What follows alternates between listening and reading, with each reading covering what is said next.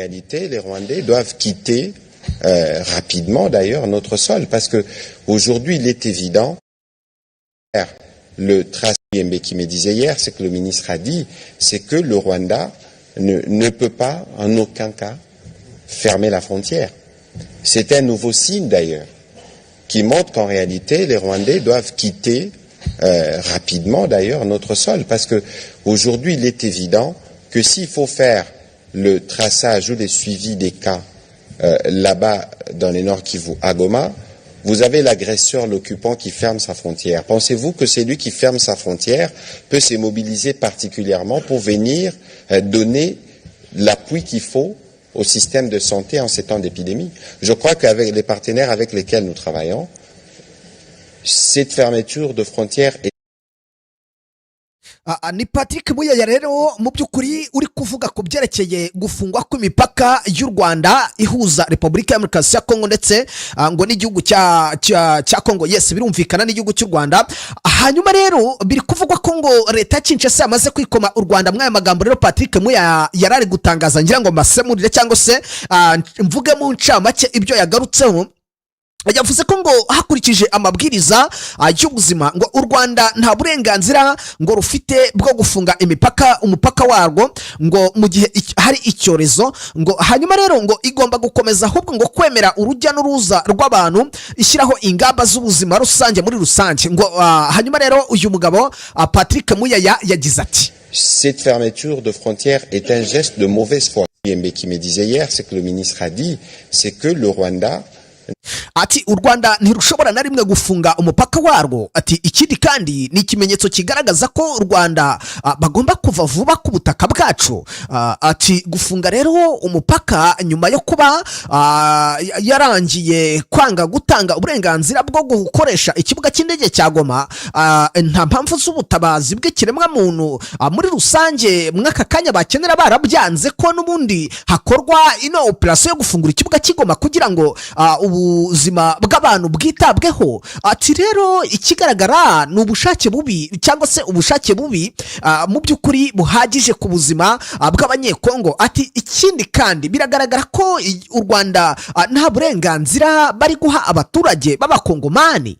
Mbibutsa ko ibi byose Patrick Muyaya ari kubivuga ariko u Rwanda ndaje mbereke version yarwo mbabwire ibyo bari gutangaza mu mwaka kanya, qui montre qu'en réalité les Rwandais doivent quitter rapidement d'ailleurs notre sol parce que aujourd'hui il est évident que s'il faut faire le traçage ou les suivis des cas là-bas dans les Nord. Aha, ngira mwamaze ko mubyumva neza cyane rero Patrick Muyaya mu by'ukuri aba bagabo ndetse na Repubulika Iharanira Demokarasi ya Kongo muri rusange bari kwibasira iki, bari kwibasira igihugu cy'u Rwanda mu buryo bweruye kubijyanye n'iki kibazo cya Ebola ngo kuba bafunze imipaka. Hanyuma rero amakuru akavuga ko Repubulika Iharanira Demokarasi ya Kongo yarakariye u Rwanda nyuma yo gufunga ngo imipaka ihuza ibihugu byombi kubera icyorezo cya Ebola. Muri iki cyumweru rero nibwo u Rwanda byatangiye guhwihwiswa ku mbuga nkoranyambaga ko bafunze imipaka ibahuza na Repubulika Iharanira Demokarasi ya Kongo mu turere twa Rubavu na Rusizi ku ngamba zo kwirinda icyorezo cya Ebola cyagaragaye mu mujyi wa Goma no mu bindi bice bigiye bitandukanye. Imibare rero itangwa n'inzego z'ubuzima muri Repubulika Iharanira Demokarasi ya Kongo yo yerekana ko ngo iki cyorezo cya Ebola cyamaze guhitana abagera ku 131 muri iki gihugu mu gihe abarenga 500 bakekwaho kuba bamaze kucyandura. Minisitiri w'ubuzima wa Repubulika Iharanira Demokarasi ya Kongo rero Roger Kamba we kwa kabiri yabwiye itangazamakuru ko ngo u Rwanda rudafite uburenganzira bwo gufunga imipaka yarwo mu gihe iki cyorezo mu gihe mu by'ukuri ngo hari iki cyorezo ngo kuko binyuranyije n'amategeko mpuzamahanga y'ubuzima. Yagize ati u Rwanda rero ngo ntirufite uburenganzira bwo gufunga imipaka yarwo kubera ko amategeko mpuzamahanga y'ubuzima avuga ko bitemewe gufunga imipaka mu gihe haje icyorezo. Ati rero ni ngombwa kureka urujya n'urubuza rw'abantu n'ibyabo bagakomeza n'ubundi kugenda nk'uko byakorwaga muri rusange. Mwaka kanya hari gutangazwa iki? Mwaka kanya hari gutangazwa iki? Kugeza amagingo ku ruhande rw'u Rwanda hari version yamaze kuba ijya hanze. Uwera Jean Maurice amaze gutangaza ko imipaka y'u Rwanda na Repubulika ya Demokarasi ya Kongo idafunze. Reka nze nkwereke. Aha, reka nze nkwereke kuko aha Uwera Jean Maurice ku rukuta rwe rwa X nicyo kintu kiriho. Reka mbanze ndebe ko adashobora kuba bamwiyitiriye, kuko njye nababwiye ko mba ngomba kubahereza iki, kubahereza amakuru yose uko yakabaye. Munyemerere natinze cyane, reka tujye ahangaha kuri X. Ibi ngibi ni byari biri gutangazwa na Patrick Muyaya. Hanyuma munyemerere duhite tujya kuri iyi X ya Uwera Jean Maurice. Ari gutangaza we ko umupaka w'u Rwanda na Kongo udafunze. Mwumve uburyo Repubulika Iharanira Demokarasi ya Kongo igira gutya ikimena inda mw'abantu mwe. Mwumve ndaje mite ninjira ku rugamba rwa MASISI rwaramutse. Uwera Jean Maurice aragira ati nubwo imipaka ifunguye harasabwa kwigengesera kubambuka, kuko mu gihugu cyagaragayemo icyorezo bisaba ubwitonzi. Ati rero abagenda barasabwa kubimenyesha ubuyobozi. Ati kandi ikindi, abacuruza bagakorera mu magrupe ya koperative bakoreramo. Ibi bisobanuye iki? Bisobanuye ko umupaka w'u Rwanda na Repubulika ya Kongo idafunze. Reka nze gatoya hano mbereke ikijyanye n'indi nkuru. Ati ngira ngo aha muri kwibona aba ni abari ku mupaka, cyangwa se ndaza kubita abakozi bari ku mupaka, bari kugira gute, bari gukontorora abinjira n'abasohoka. N'abakontorora abinjira n'abasohoka. Reka nze gatoya hano ndagira ngo dukonfaminge neza imipaka irafunze, kuko Uwera Jean Maurice yatangaje ibikubera impamvu. Leta Kinshasa yagize gutya. Aha dore ngiyi poste ibihamya ya Uwera Jean Maurice. Yagize ati imipaka ntabwo ifunze mu rwego rwo kurinda ubuzima no gukumira ikwirakwira rya Ebola mu Rwanda. Ati buri mugenzi winjira cyangwa usohoka igihugu ari kugenzurwa. Leta Kinshasa rero rwahise rwambikana n'ubundi hagati ya Patrick Muyaya, atangira kwibasira u Rwanda, atangira kuvuga byinshi, atangira kubihuza n'intambara. Nyamara dukurikije ibiri kugaragara ibyo guverinoma y'u Rwanda itangaza, ntabwo imipaka igize gute, ntabwo imipaka ifunze. Ngira ngo uyu bamwe mu bari gutanga ibitekerezo, namwe mugerageze mutanga ibitekerezo mwaka kanya. Uwitwa Ndibyariye ati uwo mugabo Patrick Muyaya ati si ubwa mbere n'ubundi atwibasiye. Ati turabasuhuza journalist, asante sana kabisa. Ndibyariye Nzaramba Samson ati duhe idonido, nicyo nanjye ndi gukora kugeza amagingo ya Patrick Muyaya we. KIVU à Goma, vous avez l'agresseur, l'occupant qui ferme sa frontière. Pensez-vous? Amagambo uyu mugabo ari gutangaza aribasira u Rwanda ijana ku ijana. Hier, ce que le ministre a dit, c'est que le Rwanda ne peut pas en aucun cas fermer la frontière. C'est un nouveau signe d'ailleurs. Ari kuvuga ati hakurikijwe amabwiriza mpuzamahanga mu Rwanda ngo nta burenganzira bafite bwo gufunga imipaka.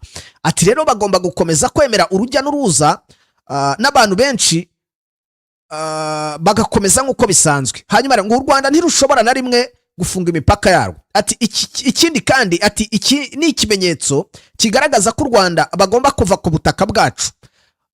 Muyaya wahita bizana abihuza n'urugamba rwaha mu burasirazuba bwa Repubulika Iharanira Demokarasi ya Kongo. Can you imagine? Habaye iki rero? Nukuvuga ngo ntabwo ari gusa Patrick Muyaya yanavuze ko ngo Kinshasa ifite ubunararibonye mu bijyanye no guhangana n'ikibazo cya Ebola. Yavuze ko ngo Kinshasa ngo niyo ifite ubunararibonye rwose mu karere bwo guhangana n'iki kibazo cya Ebola.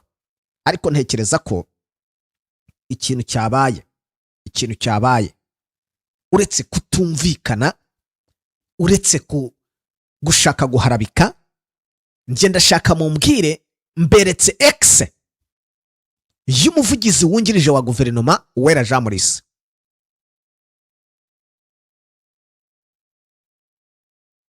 Uwera Jean Maurice, umuvugizi wungirije wa guverinoma, yamaze gutangaza ko imipaka idafunze. Yamaze gutangaza ko imipaka idafunze.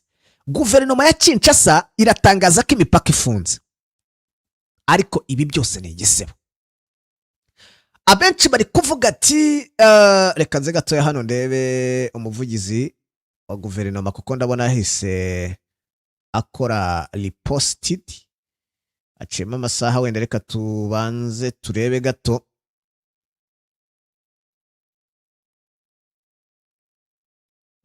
Okay, yeah. Ndabona bitajyanye n'ubundi n'iyi ngingo, reka nze mbere. Nukuvuga ngo kubera iki ubundi leta ya Kinshasa,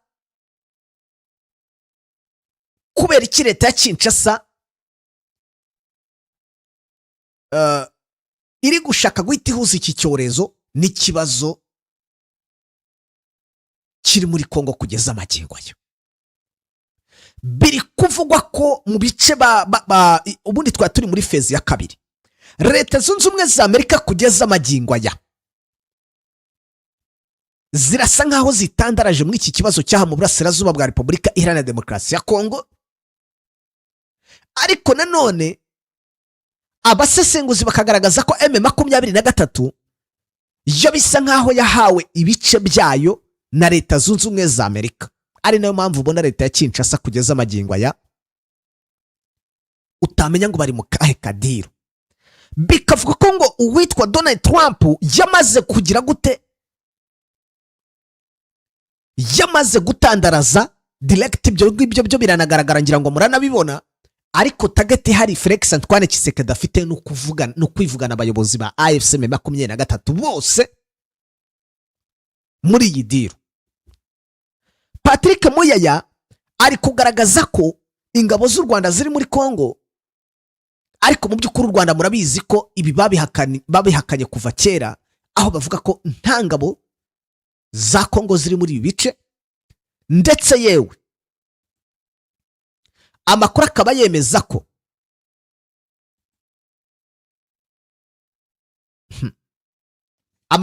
yemeza ko aha muri Kongo hagiye kuba ikintu cyitwa isibana. Nibwo ngo hagiye kuba urugamba rw'ubwiyahuzi.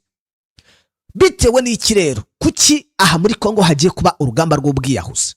Kanze mukanya mbagezeho ibyo Lawrence Kanyuka ari gutangaza. Urugamba rw'ubwiyahuzi hano muri Kongo, icyambere diplomasi igomba guterwa ishoti. Ibi biganiro birimo leta zunze ubumwe za Amerika bigomba guterwa ishoti, niko gahunda imeze. Leta ya Kinshasa iracyakomeza kurwana igatuma za drone, ariko ku ruhande rwa leta zunze ubumwe za Amerika nta kintu bari kugira gute, nta kintu bari gukora ngo bagaragarize AFC M23 ko bari kubona ko uruhande bahanganye ruri kurenga ku mabwiriza. Ahubwo bari gukora ibishoboka byose kugira ngo leta ya Kinshasa ikomeze ibizere. Reka tubanze tureba aha ngaha. Kuva ku itariki 19 ku isaha y'isa moya n'igice z'umugoroba kugeza ku itariki ya 20 uyu munsi ku isaha y'isa 4, mu kanya gato cyane rwose, mu kanya gatambutse ingabo z'ubutegetsi bwa Kinshasa zakajije ibitero by'indege mu bice bituwe cyane bya Karingi, ndetse na bya bice bikunda kuraswa cyane harimo Gakenke cyase Gakenke ndetse na Bidego, bakoresheje drone bwa bwoko bwa KT6 ndetse na drone z'ubwiyahuzi za kamikaze. Baracyarasa. Reka ninjire kuri operation cyase ikamanza mbagezeho ibyo AFC M23 itangaje rero. Kundi ruhande mbabwira ko uko byagenda kose urikije uko ibintu bimeze, impinduka muri M23 zo zamaze kuba. Hari ikintu gikomeye cyane gihari, ndetse M23 igomba kwitondera cyane. Aha muraza kumbwira ni ibintu nka bitatu M23 byamaze kugaragara igomba kwitondera cyane. Ndaje mbabwire bya Masisi ko bimeze. Laurent Kanyuka umuvugizi wungirije umuvugizi wa AFC M23 yamaze kwemeza ko leta ya Kinshasa kuri uyu wa gatatu tariki ya 20 Gicurasi ku isaha moya n'igice za mu gitondo bongeye kugaba ibitero muri mu bice bituwe cyane bya Gatoyi no mu nkengero zaho bakoresheje imbaraga za drones z'ubwiyahuzi. Ibi bitero by'ubugome bikaba byakozwe ahanini bagamije kwivugana bamwe mu baturage bari kumwe na M23 cyangwa se bari gukorana na M23 muri ibice. Urumva nimba bari kugaba ibitero, urumva hasigaye iki? Icyemezo cyamaze gufatwa. Ibikoresho bya M23 byose byazamuwe Masisi by'umwihariko. Masisi bigaragara ko leta ya Kinshasa yagize gute, yafashe nayo icyemezo cy'urugamba. M23 nayo yagize gute, nayo yahise igira icyo ikora mu buryo bwihuse cyane. Isubizo mu buryo bwihuse cyane kandi isubizo ati bimeze bite. Ndaje mbabwire no mu Burundi impinduka zabaye, no mu Burundi impinduka zabaye. Muri Mwenga nuko, muri Mwenga naho byakaze. Ndaje mbabwire makuru hano ko nyafitera makuru hano. Narakubwiye ngo wowe nimba ushaka makuru utazibagirwa gukora subscribe gusa, kuko ababizi barabizi. Twatangiranye kwizi update mbabwira uko ibintu bigenda, na nubu ndacyakurikira. Urumva, na nubu ndacyakurikira. Je gatoya hanga nkwereke Masisi rero byagenze gute. Aha muri Masisi abasirikare ba Wazalendo bagiye bakora amabara, by'umwihariko noneho M23 nayo murabizi ko muri ibice yashyiraho umuyobozi bakaza bakagira gute, bakamwica. Ariko bikavuga ko pinga hari hamaze iminsi harundwa abasirikare n'ibikoresho byavuga ko ngo bagomba kuza gutanga umusada kuri izi force za FDLR, by'umwihariko yango tugendane 5 kuri 5 force za FDLR ndetse na Wazalendo zakomezaga kugenda zikusanywa kugira ngo mu gihe FARDC izaba ije gutanga umusada byo kuzirirwa bitinda.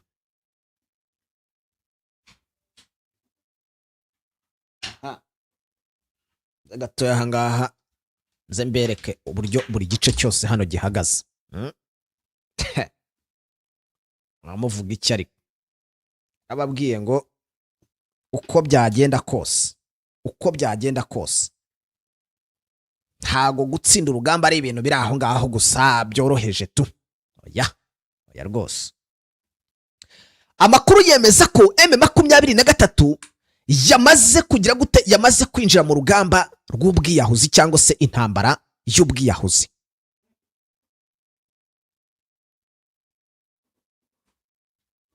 Kubera ko urumva intambara udashyigikiwemo na Leta Zunze Ubumwe za Amerika, hakuno iyo ntambara utayita ubwiyahuzi. Iyo ntambara se hari ikindi kintu ubona Leta Zunze Ubumwe za Amerika zatandaraje, kandi gahunda mwamaze kuyimenya ko gahunda ari ukwivugana abasirikare banyu, by'umwihariko bahereye muri ba komanda.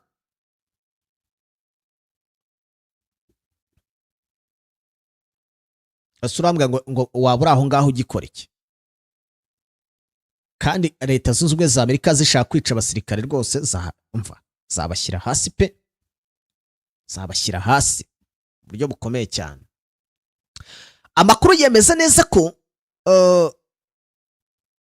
bamwe mu basirikare ba FDLR, ngo ndimo ndashaka n'iyi nkuru ya hano Masisi kugira ngo nayo